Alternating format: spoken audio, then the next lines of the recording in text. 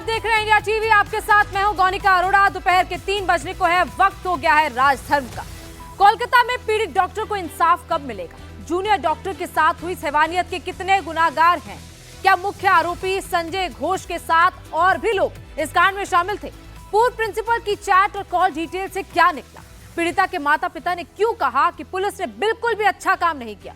हम सीएम ममता बनर्जी से संतुष्ट नहीं है।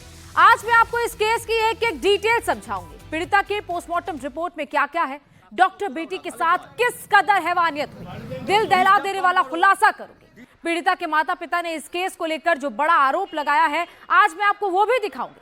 मेडिकल कॉलेज के पूर्व प्रिंसिपल संदीप घोष पर सीबीआई का शक क्यों गहराया, वो भी आपको बताऊंगी। लेकिन पहले आपको दिखाते हैं पिछले 24 घंटे में सीबीआई ने इस केस में क्या क्या किया है, किस किस से पूछताछ की है। पिछले 24 घंटे में सीबीआई ने लगातार इस पूरे मामले में जो जांच की है, क्राइम सीन की 3D लेजर मैपिंग की गई है, संजय रॉय का साइकोलॉजिकल टेस्ट किया गया है। सीबीआई ने इस केस से जुड़े हुए करीब 20 लोगों से पूछताछ की है। पूर्व प्रिंसिपल संदीप घोष से आज भी पूछताछ जारी है। लगातार सीबीआई इस पूरे मामले में जांच कर रही है। 24 घंटे में सबसे पहले सीबीआई ने क्राइम सीन की 3D लेजर मैपिंग की। सीबीआई की टीम क्राइम स्पॉट पर पहुंची थी। उसके बाद संजय रॉय जो इस पूरे मामले में मुख्य आरोपी है, उसका साइकोलॉजिकल टेस्ट हुआ है। वो इस पूरे मामले पर क्या कह रहा है, उसके बयानों में विरोधाभास है, ये तमाम चीजें साइकोलॉजिकल टेस्ट के जरिए देखी जा रही है। इसके साथ साथ जो पूर्व प्रिंसिपल जिस पर सबसे ज्यादा सवाल उठ रहे हैं, संदीप घोष, उससे लगातार पूछताछ की जा रही है। वो लगातार सवालों के घेरे में है। और इसके साथ साथ केस से जुड़े करीब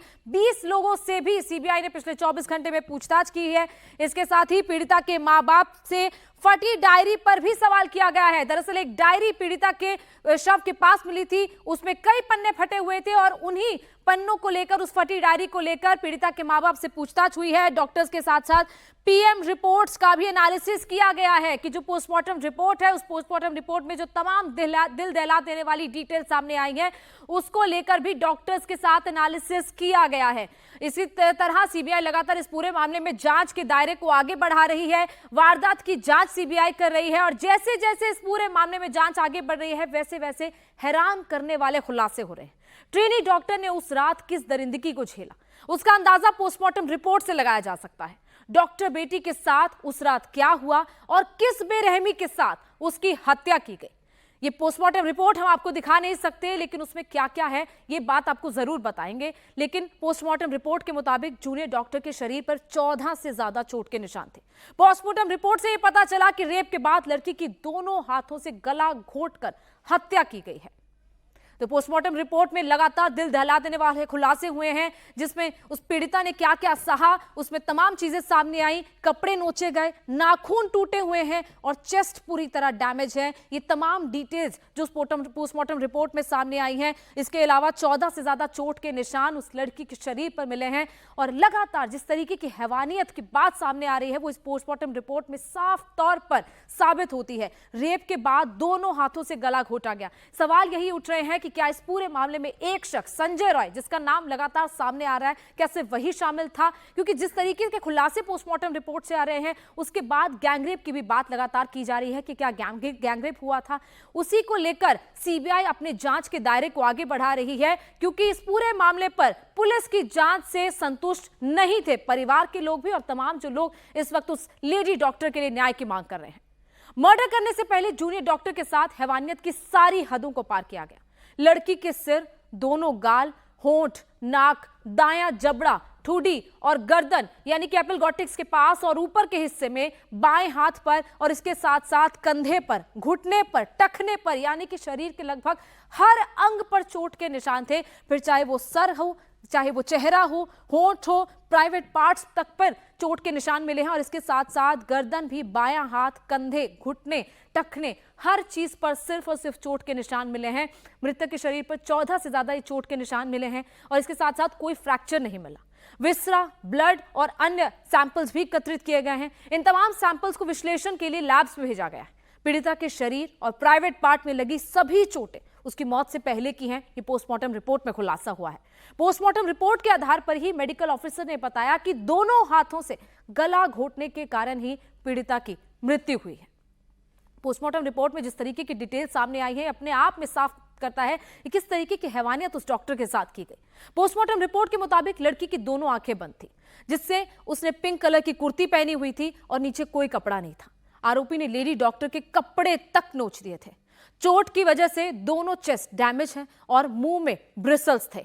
इतना ही नहीं, लेडी डॉक्टर के साथ जिस तरीके की हैवानियत हुई, इसके शरीर में कोई कपड़ा निचले के हिस्से में नहीं मिला है, नाखून टूटे हुए हैं और उंगलियों में चोट के निशान हैं। फेफड़े समेत शरीर के कई हिस्सों में ब्लड क्लॉटिंग मिली है। ये तमाम डिटेल्स पोस्टमार्टम रिपोर्ट में सामने आई हैं। दोनों चेस्ट डैमेज हुए हैं, मुंह में ब्रिसल्स मिले हैं और लड़की की दोनों आंखें उस वक्त बंद थी और इसके साथ साथ शरीर पर जो कपड़े पहने हुए थे, सिर्फ ऊपर पिंक कलर की कुर्ती मिली है, लेकिन नीचे के हिस्से में कोई कपड़ा नहीं मिला।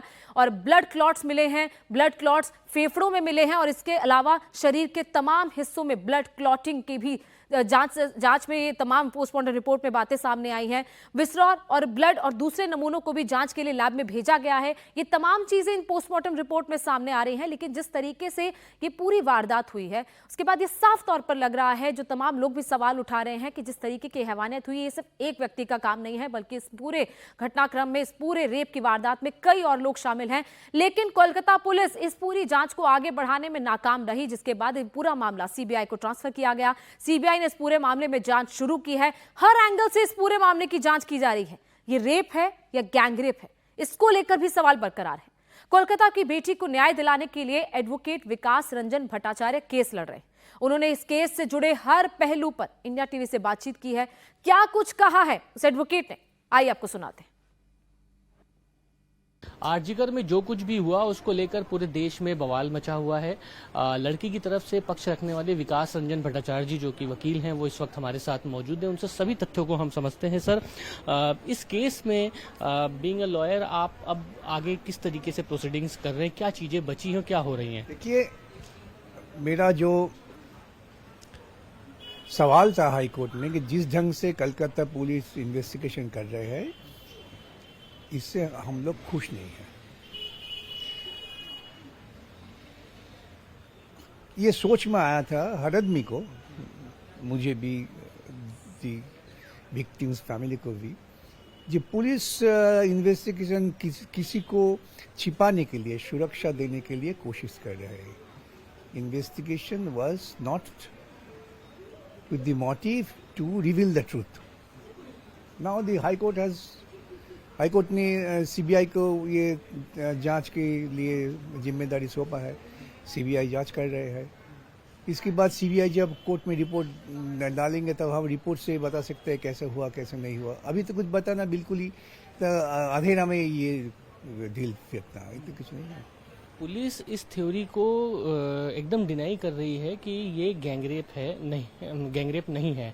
आप किस ग्राउंड पे मान रहे हैं कि ये क्या है? इसलिए गैंगरेप है कि नहीं, हम लोग को भी ये आवाज नहीं उठाया। ये इन्वेस्टिगेटिंग एजेंसी का काम है। जो डॉक्टर्स ने पोस्टमार्टम रिपोर्ट देखकर जो बताया कि ये जो हादसा हुआ, जो इंजरी हुआ, वो एक आदमी के लिए कामयाबी नहीं है। शायद वहां पर एक से ज्यादा आदमी भी थे। ये भी हो सकता है कि उनको खून करने के बाद बॉडी वहां पर रख दिया। Many stories are coming. तो हम लोग इस गाल गप में इतना ध्यान नहीं देते हैं। मेरा सवाल है, इन्वेस्टिगेटिंग एजेंसी, उनको ठीक ढंग से इन्वेस्टिगेट करना, सच खोजने के लिए, क्यों हुआ, कौन किया। सिस्टमेटिक फेलियर होता है, कॉलेज एडमिनिस्ट्रेशन के भी इसमें इन्वॉल्वमेंट होता है, डायरेक्टली और इनडायरेक्टली। कोई बताता है कि कॉलेज एडमिनिस्ट्रेशन का जितना ही गलती था, उन्होंने ये तय किया था कि बता देंगे पब्लिक को, उसके भी एक होता है। ये भी बातें उठ रही हैं कि भाई कंस्ट्रक्शन, उस जो क्राइम सीन है उसके पास अचानक से 3 बजे कलकत्ता हाई कोर्ट ने सीबीआई को इन्वेस्टिगेशन सौंपा है। 5:30 बजे मुझे फोन मिला कि वहां पर आरजीकर में डिस्ट्रक्शन हुआ है क्राइम सीन का। हम सब गए वहां पर। ये जो DYFI, SFI, आइडवा, इन्होंने रोका है। बिल्कुल वहां रजिस्टर करें, ये मत तोड़ो, इन्वेस्टिगेशन होने का बात करो। क्यों तोड़ने तो शुरू किया? क्या वो बोल रहा है कि रेस्ट रूम बने? रेस्ट रूम बनाने का इतना जल्दी था, 5:30 बजे में तोड़ना पड़ेगा। Immediately after CBI was handed over the investigation.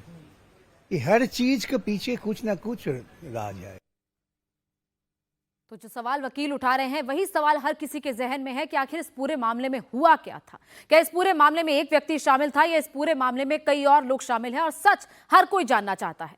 जिस संजय रॉय पर इस दरिंदगी का आरोप लगा है, जो इस केस का मुख्य आरोपी है, उसके दिमाग में क्या है, इसे समझने के लिए सीबीआई उसका साइकोलॉजिकल टेस्ट तो कर रही है। और इसके अलावा सीबीआई के रडार पर दूसरा जो बड़ा किरदार है वो है मेडिकल कॉलेज का एक्स प्रिंसिपल संदीप घोष, जिससे आज लगातार चौथे दिन भी पूछताछ हो रही है। पहले दिन 15 घंटे से ज्यादा पूछताछ हुई, उसके बाद लगातार कई घंटे तक उसे सीबीआई ने अपने दफ्तर में बिठा कर रखा। तीसरे दिन उससे 10 घंटे तक पूछताछ हुई। दूसरे दिन जब उसे बुलाया गया तो 13 घंटे तक उससे पूछताछ हुई। और आज चौथा दिन है, सीबीआई आज भी उससे पूछताछ कर रही है। हालांकि अभी तक संदीप घोष की गिरफ्तारी नहीं हुई है। संदीप घोष सवालों के घेरे में है, लेकिन पूछताछ अभी फिलहाल लगातार की जा रही है। लेकिन हर कोई ये मांग कर रहा है कि संदीप घोष को गिरफ्तार किया जाए। विपक्ष लगातार ये सवाल उठा रहा है क्योंकि क्यों गिरफ्तार नहीं किया जाए, क्योंकि लगातार सवालों के घेरे में संदीप घोष है। जब ये पूरा घटनाक्रम हुआ तो संदीप घोष ने 8 घंटे के अंदर ही इस्तीफा दे दिया। उसके बाद इस्तीफा देने के बाद उसका ट्रांसफर हो जाता है, नई जगह पोस्ट किया जाता है, जिसके बाद सीधे सीधे बंगाल सरकार पर भी सवाल उठे थे। और यही वजह है कि सीबीआई अब संदीप घोष को भी सवालों के घेरे में ले रही है, जांच के घेरे में उसे लिया जा रहा है। 15 घंटे, 13 घंटे, 10 घंटे और आज भी लगातार सीबीआई की पूछताछ संदीप घोष से चल रही है, क्योंकि संदीप घोष से पूछताछ के बाद ही तमाम चीजें सामने आएंगी कि आखिर इस पूरे मामले में सबसे पहले परिवार से क्यों कहा गया कि उनकी बेटी ने खुदकुशी की है, क्यों ये कहा गया कि उनको पहले ये क्यों नहीं जानकारी दी गई कि उनके बेटी का मर्डर हुआ है, उनकी बेटी का रेप हुआ है। ये सारी चीजें परिवार को नहीं बताई गई। संदीप घोष को से हो रही सीबीआई की मैराथन पूछताछ की 2 वजह है। पहली वजह यह कि सीबीआई को संदीप घोष के बयान में काफी गड़बड़ियां दिख रही हैं। दूसरी वजह यह है कि मोबाइल फोन से संदीप घोष ने कुछ डेटा डिलीट किया है। वो कौन सा डेटा है, डेटा क्यों डिलीट किया गया, किसके कहने पर डिलीट किया गया, ये तमाम चीजें संदीप घोष से पूछताछ के बाद ही सामने आएगी। और इसके साथ साथ संदीप घोष जो लगातार अपने बयान दे रहा है, उन बयानों में भी सीबीआई को विरोधाभास लग रहा है, उन बयानों में गड़बड़ियां लग रही हैं। और यही वजह है कि संदीप घोष को लेकर सीबीआई का शक गहराता जा रहा है। और यही 2 मुख्य वजह हैं जिसके आधार पर सीबीआई संदीप घोष से लगातार पूछताछ कर रही है, क्योंकि संदीप घोष जो भी बयान सीबीआई के सामने दे रहा है, उन तमाम सवालों के जवाब वो सही तरीके से नहीं दे रहा है और इसके साथ साथ अपने बयान में विरोधाभास दिखा रहा है। संदीप घोष सीबीआई के कई सवालों पर फंसते हुए नजर आ रहा है। दरअसल सूत्रों के मुताबिक सीबीआई के कुछ सवाल संदीप घोष को परेशान कर रहे हैं। सीबीआई ने संदीप घोष से पूछा कि आखिर मौत को आत्महत्या बताने की इतनी जल्दबाजी क्यों थी, क्यों परिवार को फोन करके सबसे पहले यह बताया गया कि आत्महत्या की है लड़की ने, और उसके बाद यह बताया गया कि लड़की का मर्डर हुआ। जब उनके परिवार वाले अस्पताल पहुंचते हैं, मर्डर और रेप की बात बाद में बताई गई, यानी कि परिवार के लोगों ने 3 घंटे इंतजार किया, उसके बाद वो सच सामने आया। फिर उसके बाद दूसरा सवाल जो लगातार सीबीआई पूछ रही है कि क्राइम सीन का रेनोवेशन क्यों और किसके कहने पर किया गया, क्योंकि जो तस्वीरें अस्पताल की सामने आ रही हैं, जहां पर यह घटना हुई उसके बिल्कुल बगल में रेनोवेशन का काम शुरू कर दिया गया। वहां पर रेनोवेशन के काम की इतनी जल्दबाजी क्यों थी, और परिवार को बिना फैक्ट्स के किसके कहने पर जानकारी दी गई। यानी कि परिवार को सबसे पहले जब फोन गया था तो यह कहा गया था कि उनकी बेटी ने सुसाइड किया है, किसके कहने पर यह कहा गया। और इसके साथ जो चौथा सवाल उठ रहा है कि जांच पूरी होने तक क्राइम सीन को सुरक्षित क्यों नहीं रखा गया, क्यों क्राइम सीन के साथ छेड़छाड़ की गई, क्यों उस सेमिनार हॉल में जहां पर उस लेडी डॉक्टर का रेप और मर्डर हुआ था, क्यों उस जगह को सील नहीं किया गया, क्यों उस जगह को खुला रहने दिया गया। और इसके साथ साथ वहां पर रेनोवेशन का काम भी किसके कहने पर शुरू किया गया, क्यों इतनी जल्दबाजी की गई रेनोवेशन का काम करने में, क्योंकि पूरे सबूत मिटाने की क्या कोशिश की गई, ये तमाम सवाल भी पूछे जा रहे हैं। संदीप घोष सीबीआई के रडार पर इसलिए भी है क्योंकि इस केस में शुरू से ही उसकी भूमिका सवालों के घेरे में है। पीड़िता के माता पिता भी संदीप घोष और अस्पताल के रवैये पर सवाल उठा चुके हैं, और अब तो पीड़िता के मां बाप ने और भी बड़ा आरोप लगा दिया है। जूनियर डॉक्टर के मां बाप ने यह दावा किया कि उनकी बेटी के साथ हुई इस दरिंदगी में कई और लोग भी शामिल हैं। उन्होंने ये कहा है कि इस घटना में कई और लोग शामिल हैं। उनकी बेटी का शव जलाने में जल्दबाजी की गई, यानी कि अंतिम संस्कार करने में जल्दबाजी दिखाई गई। ये जल्द से जल्द कोशिश की गई कि बेटी का अंतिम संस्कार जल्द से जल्द कर दिया जाए। तीसरा बड़ा आरोप यह है कि विभाग या कॉलेज से किसी ने भी उस वक्त सहयोग नहीं किया जब उनके माता पिता पहुंचते हैं, उस लेडी डॉक्टर के अस्पताल में पहुंचते हैं। 3 घंटे तक उन्हें खड़ा किया गया, किसी ने कोई सहयोग नहीं किया, किसी ने कोई जवाब जवाब नहीं दिया उनके सवालों का। चौथा आरोप यह है कि पहले फोन आया तो बेटी को बीमार बताया गया, उसके बाद कहा गया कि बेटी ने आत्महत्या की है, यानी कि दोबारा फोन किया गया। 2 बार परिवार वालों को फोन करके सूचना दी गई उनकी बेटी के बारे में, लेकिन दोनों बार गलत फैक्ट्स बताए गए। पहले यह कहा गया कि बेटी बीमार है और उसके कुछ देर बाद फोन आता है और कहा जाता है कि बेटी ने आत्महत्या की है। यह नहीं कहा गया कि उनकी बेटी का रेप हुआ है, उनकी बेटी का मर्डर हुआ है। और छठा आरोप यह है कि अस्पताल में काफी देर तक बेटी को देखने नहीं दिया गया। परिवार के लोग 3 घंटे तक वहां पर खड़े रहे, माता पिता 3 घंटे तक इंतजार करते रहे ये पता करने के लिए कि आखिर उनकी बेटी के साथ हुआ क्या है, लेकिन 3 घंटे तक उन्हें खड़ा रखा गया। यह तक नहीं देखने दिया गया कि आखिर उनकी बेटी के साथ हुआ क्या, उनकी बेटी को देखने तक नहीं दिया गया। वहीं इस पूरे मामले को लेकर यह भी कहा गया कि जांच को लेकर सीएम ममता बनर्जी से भी वो संतुष्ट नहीं है। कोई रिजल्ट नहीं मिला है अभी तक। इसकी जो इंक्वायरी चल रहा है इसका कोई रिजल्ट नहीं अभी तक मिला है। इसके लिए आशा करने के बाद हम क्या कर सकते हैं। एकदम हम लोग का डिपार्टमेंट का कोई नहीं और कॉलेज का कोई हमारा साथ कोऑपरेट नहीं किया। यही तो दिक्कत है हम लोगों का। जो डिपार्टमेंट पूरा इसलिए इन्वॉल्व है, इसमें कोई ना कोई है, डिपार्टमेंट का कोई ना कोई इसका साथ इन्वॉल्व है। क्रिमिनेशन घाट का बारे में बोलता है, श्मशान घाट के बारे में। उधर 3 बॉडी पड़ा हुआ था, लेकिन उसका पहले ही हमारा लड़की का बॉडी जला दिया गया। सीएम अपने रास्ते में नाम उतार के जस्टिस मांगता है, फिर जो जनरल पब्लिक है उसने जब जस्टिस मांगता है उसको बंद करने के लिए कोशिश कर रहे हैं। क्या इसकी सब क्या बात है? हम लोग तो इसके लिए बहुत दुख आ गया।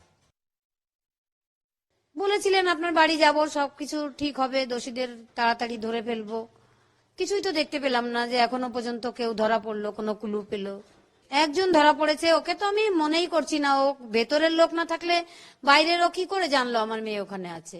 আমার পুরো ডিপার্টমেন্ট মনে হচ্ছে দায়ী এর জন্য। ভিতরের লোক বলতে আমি পুরো ডিপার্টমেন্টকেই বলছি। একটু ভালো কাজ করেনি, এমনকি এখন আমাদের সিএম যাতে প্রতিবাদটা বন্ধ করার চেষ্টা করছেন। तो पीड़िता के माँ बाप को आपने सुना, तमाम आरोप जो वो लगा रहे हैं कि डिपार्टमेंट का कोई व्यक्ति शामिल हो सकता है, उस दिन किस तरीके का पूरा घटनाक्रम हुआ, क्यों जल्दबाजी की गई, तमाम आरोप और तमाम सवाल वो उठा रहे हैं। आज टीएमसी नेता कुणाल घोष भी सीबीआई दफ्तर पहुंचे थे। संदीप घोष अपने साथ कुछ दस्तावेज लेकर सीबीआई के ऑफिस पहुंचे थे। कुणाल घोष दावा कर रहे हैं कि कुछ जूनियर डॉक्टर्स ने इस मामले में उनको कुछ तथ्य दिए थे, वो उसी को सौंपने सीबीआई ऑफिस आए थे। टीएमसी लीडर कुणाल घोष जी इस वक्त सीबीआई से मुलाकात करने के लिए आए थे और कुछ डॉक्यूमेंट्स भी इन्होंने सौंपे हैं। दादा, क्या डॉक्यूमेंट्स सौंपे? ऐसी क्या जरूरत पड़ेगी कि एक डॉक्यूमेंट सौंपने पड़े? मैं पोस्टमैन जैसा था आज। मैं अपने काम से सीबीआई में आया था और थोड़ा जूनियर डॉक्टर्स कुछ डॉक्यूमेंट्स हमको दिए थे सीबीआई को देने के लिए, क्योंकि अभी सीबीआई का इन्वेस्टिगेशन चल रहा है। मैंने उसको हैंडओवर कर दिया। और आपको ये भी याद करना पड़ेगा, ये not only this case, in 2001 also the similar one case, allegation was murder but police told suicide, but there was much more development regarding that also. You should consider that. Today I have just handed over some materials given by the junior doctors to CBI. ये भी तो बताइए, कोई ऐसा material है क्या कि investigation कोई नई पाथ पे जाए? I don't want to make any comment. ये बताइए, टीएमसी के जो तमाम लीडर्स हैं वो 2 फाड़ में नजर आ रहे हैं। आप कहते हैं कि आपका कमांडर को सड़क पे आना चाहिए, सुखेंदु जी कहते हैं कि कोलकाता पुलिस सही तरीके से काम नहीं कर रही है। ये नौबत क्यों आ रही है? देखिए, ये सब लोग की इमोशन में है। एक तरफ इमोशन, सुखेंदु जी का इमोशन निकल गया है, लेकिन वो अलर्ट रहना चाहिए। इमोशन तो है, we want justice also, but जिस सीपी ने पूरा काम किया, सीरियसली काम किया, एक्यूज्ड को विद इन 12 आवर्स अरेस्ट किया, उसके बारे में ऐसा नहीं कहना चाहिए। घोष की भूमिका को आप संदिग्ध मान रहे हैं? I don't want to make any comment. Abhishek Banerjee क्यों चुप से तो वो तो नेक्स्ट टाइम जब वो प्रेस कॉन्फ्रेंस करेंगे आप पूछ लीजिए उसको। 8 और 9 अगस्त की रात को हुआ क्या था, इसे समझने के लिए संजय रॉय का आज भी साइकोलॉजिकल टेस्ट किया जा रहा है। सीएफएसएल टीम के 5 एक्सपर्ट सच्चाई जानने के लिए आरोपी का दिमाग को पढ़ने की कोशिश कर रहे हैं। उस रात संजय रॉय ने क्या किया था, क्या उसके साथ और भी लोग शामिल थे? जिस वक्त आरोपी इस वारदात को अंजाम दे रहा था, उस वक्त उसके दिमाग में चल क्या रहा था? साइकोलॉजिकल टेस्ट से इन तमाम सवालों के जवाब जानने की कोशिश की जा रही है। सीबीआई ने इसी सिलसिले में घटनास्थल की 3D मैपिंग भी कराई, ताकि उस रात क्या हुआ था ये पता चल सके। सीबीआई साइकोलॉजिकल टेस्ट की मदद से आरोपी संजय रॉय से हर वो सवाल का जवाब जानना चाहती है जो अभी तक जांच टीम के लिए गुत्थी बनी हुई। सीबीआई के इन तमाम सवाल जवाब के जरिए कड़ी से कड़ी जोड़ने में जुटी हुई है ताकि दूसरे आरोपियों को भी जल्द से जल्द पकड़ा जाए। घटना के दिन क्या किया, कहां कहां गए, किस किस से मिले, क्या किसी और आदमी से उसकी मुलाकात हुई और इसके अलावा वारदात में और किस किस के क्या कौन कौन शामिल है, वारदात की रात को संजय रॉय ने कितनी शराब पी थी, ये तमाम सवाल उसके सामने रखे गए। जो तमाम सवालों की लिस्ट है, 9 सवाल है कि घटना के दिन आखिर उसने क्या क्या किया, वो कहां कहां गया था, किसी से क्या उसकी कोई दुश्मनी है, अगर है तो उसके नाम क्या है। इसके अलावा वारदात वाली रात में उसने शराब कितनी पी थी, क्योंकि जब वो पकड़ा गया था तो वो शराब की हालत में था। अस्पताल में क्या किया, किस किस से वो मिला था, सेमिनार हॉल में आखिर वो क्यों गया था, वो पीड़िता को उसने कहां पर देखा और पीड़िता से क्या उसकी कोई बात हुई थी। ये तमाम सवाल उसके सामने रखे जा रहे हैं और इसके अलावा ये भी सवाल उससे पूछा गया कि वारदात करने के बाद वो कहां गया, वारदात के बाद उसने किसे किसे फोन किया, किस किस से उसकी बातचीत हुई, किसके वो संपर्क में आया और साथ ही पॉर्न वीडियो देखने की लत उससे कब से है, क्योंकि ये सवाल लगातार उठ रहा है। क्योंकि ये जांच में जो बात सामने आ रही है, खासतौर पर पुलिस की जांच में, कि आरोपी पॉर्न वीडियोस देखता था और इसके साथ साथ शराब की हालत में वो मिला था और पुलिस के बैरक में ही मिला था, क्योंकि पुलिस का वॉलंटियर है संजय रॉय, कोलकाता पुलिस का वॉलंटियर, उसकी बाइक पर भी बाकायदा लिखा है पुलिस। ऐसे में किस किस से उसकी बातचीत हुई, क्या क्या उसने उस रात देखा, पीड़िता से कैसी उसकी क्या बातचीत हुई, ये तमाम जो सवाल हैं वो आरोपी से पूछे गए। कोलकाता के आरजीकर मेडिकल कॉलेज में ट्रेनी डॉक्टर से बर्बरता से पूरे देश में इस वक्त उबाल है। डॉक्टर धरना और प्रदर्शन कर रहे हैं। कोलकाता में डॉक्टर्स ने सड़क पर विरोध मार्च निकाला। गुस्साए डॉक्टर्स ने पुलिस हेडक्वार्टर तक मार्च किया। प्रदर्शनकारी अपने साथी 2 डॉक्टर्स को पुलिस से मिले नोटिस का विरोध कर रहे थे। कल कोलकाता पुलिस ने ट्रेनी डॉक्टर के मौत के मामले में अफवाह फैलाने के आरोप में 2 डॉक्टर्स, डॉक्टर कुणाल सरकार और डॉक्टर सुबर्णो गोस्वामी को नोटिस जारी किया था। और अब आज इसी को लेकर पुलिस हेडक्वार्टर तक प्रोटेस्ट मार्च किया गया कि आखिर इन 2 डॉक्टर्स से क्यों उनको नोटिस भेजा गया, क्यों उनसे सवाल जवाब किए जाने हैं। इसी को लेकर अब प्रोटेस्ट मार्च किया जा रहा है डॉक्टर्स का और ये विरोध मार्च पुलिस हेडक्वार्टर तक निकाला जा रहा है, क्योंकि पुलिस ने 2 डॉक्टर्स को नोटिस भेजा था अफवाह फैलाने के आरोप में। इन दोनों डॉक्टर्स से कहा गया था कि पुलिस के सामने आकर अपनी बात रखें, तमाम इनसे सवाल जवाब पूछे जाने थे, लेकिन इन डॉक्टर्स की तरफ से और तमाम डॉक्टर्स ने साथ मिलकर विरोध मार्च निकाला है। और इसी विरोध मार्च की तस्वीरें आप इस वक्त देख रहे हैं जो कोलकाता पुलिस के हेडक्वार्टर तक निकाला जा रहा है, जिसमें तमाम रेजिडेंट डॉक्टर्स, तमाम जूनियर डॉक्टर्स शामिल।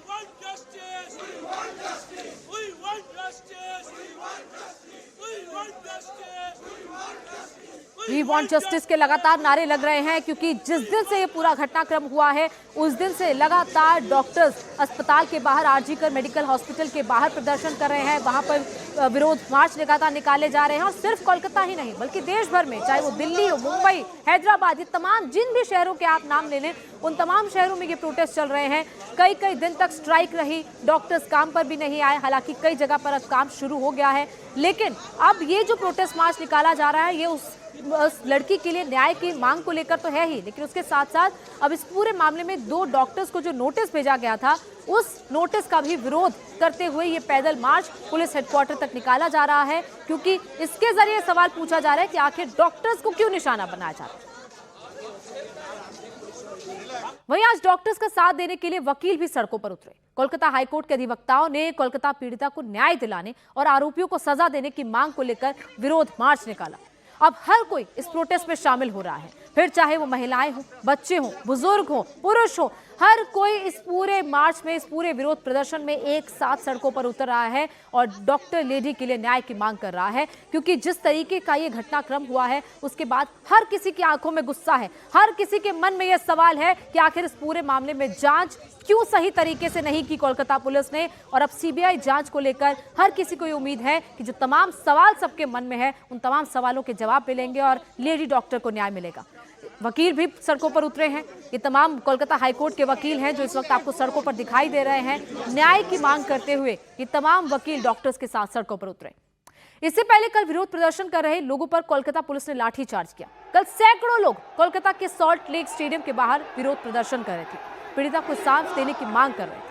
सॉल्ट लेक स्टेडियम में ईस्ट बंगाल और मोहन बागान का फुटबॉल मैच भी होना था और इसीलिए भीड़ और भी ज्यादा जुट गई, जिसके बाद पुलिस को उन पर लाठीचार्ज करना पड़ा। विरोध प्रदर्शन को देखते हुए ईस्ट बंगाल और मोहन बागान के बीच होने वाला फुटबॉल मैच भी रद्द कर दिया गया।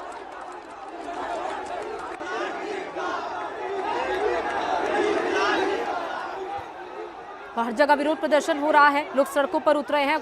कल भी जब सैकड़ों लोग इस स्टेडियम के बाहर सॉल्ट लेक स्टेडियम पर पहुंचे थे, तब वहां पर जब फुटबॉल मैच रद्द हुआ, उसके बाद वहां पर प्रदर्शन इसलिए भी शुरू हुआ कि बेटी को न्याय दिलाने के लिए, जिसके बाद पुलिस ने वहां से भीड़ को खदेड़ा। ओंकार सरकार इस वक्त हमारे साथ पश्चिम बंगाल से ही लाइव जुड़ चुके हैं। ओंकार, लगातार इस पूरे मामले में जांच तो आगे बढ़ रही है, लेकिन अभी इस वक्त क्या हालात हैं? क्योंकि हर जगह प्रदर्शन तो हो रहे हैं, लेकिन ये पूरी कोशिश की जा रही है कि प्रदर्शन कम हो सके, क्योंकि जिस तरीके से हमने देखा था कि अस्पताल के बाहर भी डॉक्टर्स पर हमला हुआ था, कोई भीड़ वहां पर घुस आई थी, और उसके बाद भी अब देख रहे हैं कि सॉल्ट लेक स्टेडियम के बाहर भी हालात ऐसे हैं। क्या इस वक्त पूरे हालात हैं और जांच कितनी आगे बढ़ी? सॉल्ट लेक स्टेडियम नहीं है, इस वक्त हम लोग है कोलकाता पुलिस के हेडक्वार्टर लाल बाजार में, और लाल बाजार में जैसे कि देखा गया है डॉक्टर कुणाल सरकार और डॉक्टर सुवर्ण गोस्वामी, दो लोगों को आज पुलिस हेडक्वार्टर में बुलाया गया है, इसलिए ये दोनों डॉक्टर आज लाल बाजार में पहुंच चुके हैं। इनके खिलाफ जो आरोप है, आरजीकर मेडिकल कॉलेज और अस्पताल में जो रेप और मर्डर की घटना हुई, उसमें इन दोनों डॉक्टर ने अफवाह फैलाई, ऐसे ही आरोप इन दोनों डॉक्टर के ऊपर अभी लगाए जा रहे हैं। इसीलिए कोलकाता पुलिस के जो हेडक्वार्टर है, उस हेडक्वार्टर में डॉक्टर सुवर्ण गोस्वामी और डॉक्टर कुणाल सरकार दोनों पहुंच गए हैं। उनसे लाल बाजार की जो इन्वेस्टिगेशन ऑफिसर है वो पूछताछ करेगी। इससे पहले जैसे कि देखा गया, कोलकाता मेडिकल कॉलेज से होते हुए एक रैली सीधा लाल बाजार तक आई, और इस रैली में डॉक्टर कुणाल सरकार और डॉक्टर सुवर्ण गोस्वामी शामिल थे। और लाल बाजार से कुछ देर पहले यानी कि फेयर्स लेन में जैसे देखा गया कि ये रैली को रोकी गई, उसके बाद पुलिस स्क्वाड करके सीधा इन दोनों डॉक्टर को लेके आए लाल बाजार में, और लाल बाजार में कुछ ही देर में इन दोनों डॉक्टर से पूछताछ की जाएगी। जो विषय है वो है कि आरजीकर मेडिकल कॉलेज और अस्पताल में जो रेप और मर्डर की घटना बिल्कुल ओंकार, लगातार प्रदर्शन जारी है और कोलकाता की सड़कों पर इस वक्त सिर्फ एक आवाज सुनाई दे रही है, वी वांट जस्टिस। बहुत बहुत शुक्रिया ओंकार, हम पूरी जानकारी के लिए। एक और सड़क पर प्रदर्शन जारी है तो दूसरी ओर रेप कांड को लेकर सियासत भी चरम पर है। ममता बनर्जी के खिलाफ उनकी पार्टी के सांसद ने मोर्चा खोल दिया है।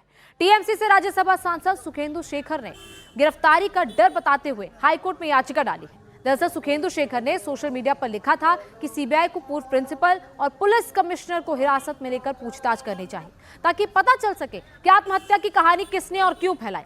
इसी को लेकर टीएमसी के सांसद सुखेंदु शेखर रॉय को कोलकाता पुलिस ने सम्मन भेजा था, और अब गिरफ्तारी से बचने के लिए टीएमसी सांसद ने हाईकोर्ट का दरवाजा खटखटाया है। तो अपनी ही सरकार के खिलाफ, अपनी ही पार्टी के खिलाफ सुखेंदु शेखर रॉय ने आवाज उठाई, जिसका हर्जाना अब उनको भुगतना पड़ रहा है, क्योंकि अब पुलिस ने उन्हें समन भेजा है। हालांकि उन्होंने हाईकोर्ट में याचिका लगाकर गिरफ्तारी से सुरक्षा की मांग की है। एक और जहां पार्टी के नेता अपनी ही सरकार पर सवाल उठा रहे हैं, तो उधर राज्य के राज्यपाल ने भी ममता सरकार पर हमला बोला। बंगाल के राज्यपाल सीवी आनंद बोस ने कहा कि राज्य के मुख्यमंत्री महिलाओं को सुरक्षा देने में फेल साबित हुए। Bengal is not a place safe for women. The present government of Bengal has failed the women folk. Bengal should again be brought back to its pristine glory. Women had their own respectable place in society. That has been lost. They are scared. They are scared of gundas. This has been created by a government which is insensitive to this issue. You know, we take pride in the fact, yatra naryastu pujyanti, ramante tatra devata. Where women are honored, there the gods rejoice. But unfortunately, in Bengal, the government has ensured that women have no protection. That is what is reflected in the gruesome tragedy that has taken place in RGKR. That should not be repeated again. भी लगातार TMC पर हमलावर है। गौरव भाटिया इस पूरे मामले पर press conference कर रहे हैं, आइए आपको लेकर चलते हैं। She is a destroyer of the rule of law. The anarchist Mamta Banerjee. She is the destroyer of evidence in this heinous crime. And I repeat, destroyer of evidence. And I will state my reasons. A chief minister, through her deeds or inactions, acts of commission or omission, destroying the evidence which is vital to ensure that the accused get the punishment they deserve. And as per the new criminal law, Bharatiya Nyaya Sanhita, death sentence, death penalty is the punishment prescribed. But why is it that Mamta, the destroyer, is hell-bent on destroying the evidence which is crucial for the case? And last and most importantly, the destroyer of the constitution of our country. मैं अगर हिंदी में कहूं तो एक तरफ ममता बनर्जी हैं जिनका नाम अब निर्ममता बनर्जी रखा हुआ है सबने, ये अपराधियों के साथ खड़ी हो सकती हैं। जो पूर्व में प्रिंसिपल था, जिसकी जिम्मेदारी बनती थी कि सभी बच्चों को जो डॉक्टर हैं उनकी रक्षा करे, उसके खिलाफ कार्रवाई तो दूर की बात है, उसको रिवॉर्ड करती हैं, ये उसके साथ खड़ी होती हैं। और ये नष्ट क्या करती हैं? ये नष्ट करती हैं एक महिला की अस्मिता को। तो इस रेप कांड को लेकर बीजेपी ने ममता बनर्जी से उनके इस्तीफे की मांग कर दिया और सीधे सीधे आरोप लगाया कि ममता बनर्जी ने बंगाल को बर्बाद कर दिया है। बिहार के मदरसों पर बहुत बड़ा आरोप लगा है। यह आरोप लगाया है राष्ट्रीय बाल अधिकार संरक्षण आयोग यानी कि एनसीपीसीआर ने। आयोग ने यह दावा किया कि बिहार सरकार से मदद प्राप्त मदरसों में गैर मुसलमानों को काफिर बताया जा रहा है। कहा जा रहा है कि एक से अधिक ईश्वर को मानने वाले काफिर होते हैं। एनसीपीसीआर के आरोप कितने और गंभीर हैं? आयोग ने अपने आरोपों के साथ क्या सबूत दिए? इस पर बिहार मदरसा बोर्ड ने क्या सफाई दी है? क्या वाकई बिहार के मदरसों में कराची में छपी किताबें पढ़ाई जा रही हैं? इन सारे सवालों का जवाब हम आपको देंगे, लेकिन सबसे पहले आपको दिखाते हैं कि एनसीपीसीआर ने क्या आरोप लगाए। दरअसल एनसीपीसीआर यानी कि राष्ट्रीय बाल अधिकार संरक्षण आयोग के अध्यक्ष प्रियांक कानूंगो ने यह बड़ा दावा किया है कि उनका कहना है कि बिहार के सरकारी सहायता प्राप्त मदरसों ने नफरत की शिक्षा दी जा रही है। किताब के सिलेबस में बच्चों को बताया जा रहा है कि जो इस्लाम को नहीं मानते हैं वो काफिर हैं। प्रियांक कानूनगो ने ट्वीट कर यह आरोप लगाए हैं। प्रियांक कानूनगो ने ये ट्वीट के साथ मदरसों में पढ़ाई जा रही किताब का टेक्स्ट भी शेयर किया। इसमें अंग्रेजी में सवाल किया गया है कि जो लोग इस्लाम नहीं मानते हैं उन्हें क्या कहा जाता है? इसके जवाब में लिखा है काफिर। अगला सवाल है जो लोग एक से ज्यादा ईश्वर में भरोसा करते हैं वो कौन है? इसका जवाब भी काफिर बताया जा रहा है। जरा सोचिए, अगर ये आरोप सही है तो मासूम बच्चों के दिमाग में दूसरे धर्मों को लेकर किस कदर नफरत और जहर भरा जा रहा है। बच्चों को यह सिखाया जा रहा है कि जो दूसरे धर्म को मानता है वो काफिर है।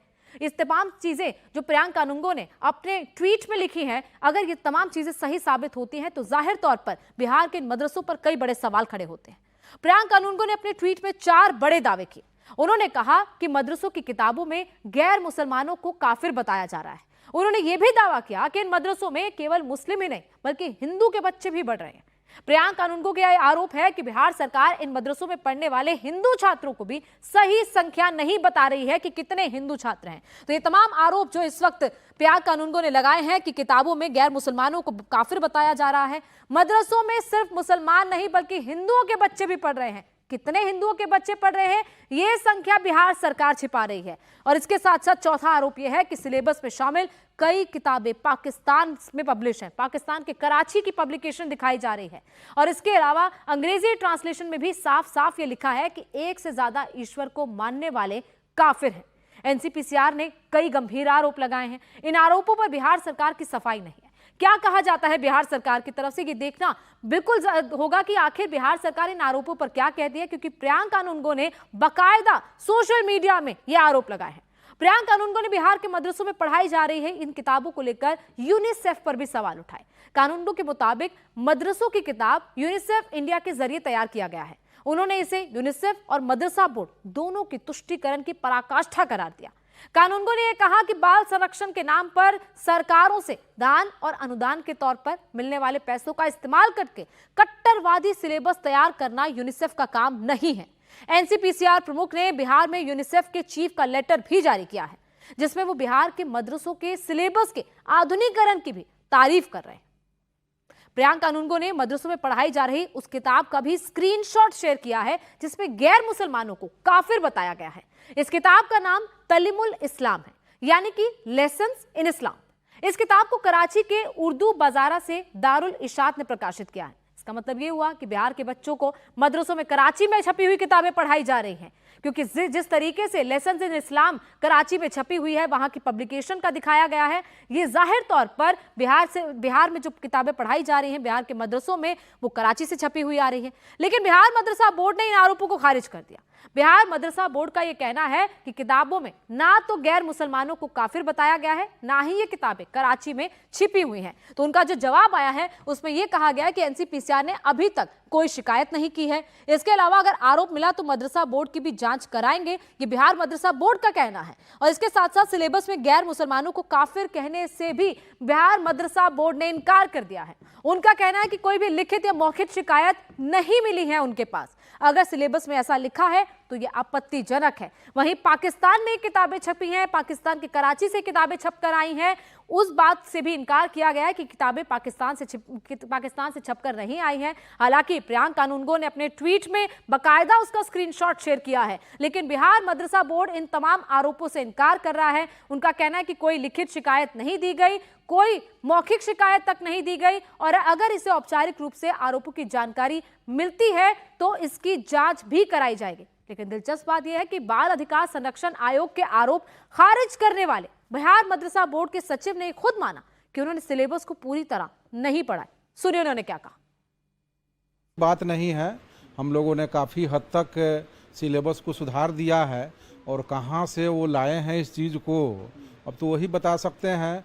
हम लोगों को कोई आधिकारिक पत्र नहीं मिला है। लेकिन सिलेबस क्या है इससे तो आप वाकिफ होंगे। सिलेबस पूरी तरह आधुनिक है, और जो हमारे सरकार का सिलेबस है जो विद्यालयों में है, उसके साथ साथ जो मदरसा का मकसद होता है कि मजहबी तालीम, तो वो पढ़ाई भी वहाँ की जाती है। जो इन्होंने ट्वीट करके बताया है उसमें आप देखिए जो कई चीज़ें इसमें रखी गई हैं, उसमें साफ तौर पर कहा गया है कि जो गैर इस्लामिक हैं, जो एक से अधिक देवताओं को मानते हैं, वो काफिर हैं। ऐसी कोई बात नहीं है, ऐसी कोई बात नहीं है। लेकिन देखिए उन्होंने ट्वीट किया है, हम आपको दिखा भी सकते हैं। कहाँ से लाए हैं और उसको हम लोग जांच करेंगे, ये जांच का विषय है, और जांच करने के बाद ही कुछ कहा जा सकता है इस पर। हम उतना बड़े विद्वान नहीं हैं, क्या लिखा है उसमें हम खुद ही अभी उसका ट्रांसलेशन पढ़े नहीं हैं, तो मैं क्या बता सकता हूँ।